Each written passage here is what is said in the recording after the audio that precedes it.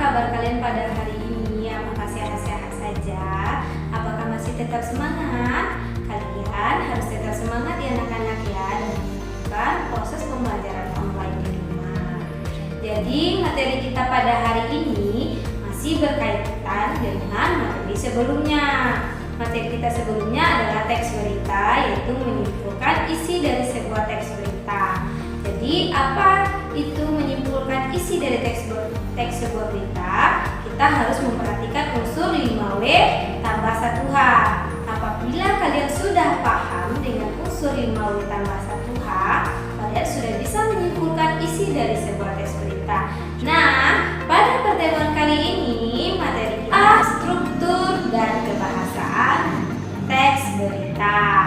Jadi struktur teks berita secara umumnya ada 4. Yang pertama, kepala berita. Yang kedua, teras berita. Yang ketiga, tubuh berita. Yang keempat adalah kaki berita.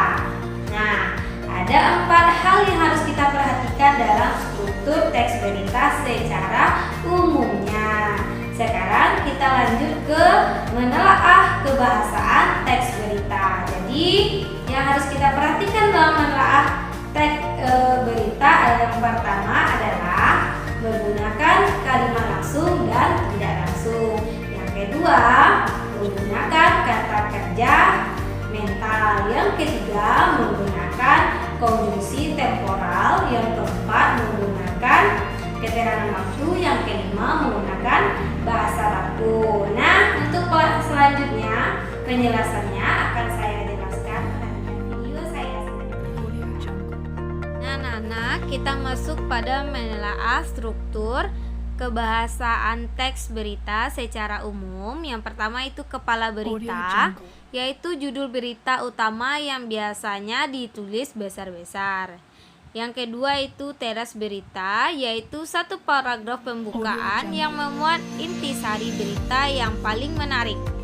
Yang ketiga itu tubuh berita, yaitu bagian isi uraian lengkap yang menjelaskan seluruh unsur adik Simba. Yang keempat, kaki berita, yaitu bagian penutup yang berupa simpulan atau penugasan ulang. Selanjutnya kita masuk pada menelaah kebahasan teks berita.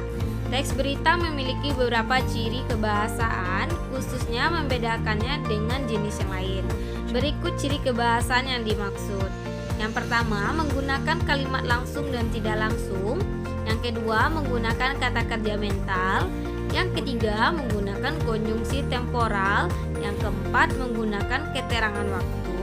Yang kelima, menggunakan bahasa baku. Nah, sekian materi pada hari ini. Sampai berjumpa lagi di pertemuan hari selanjutnya.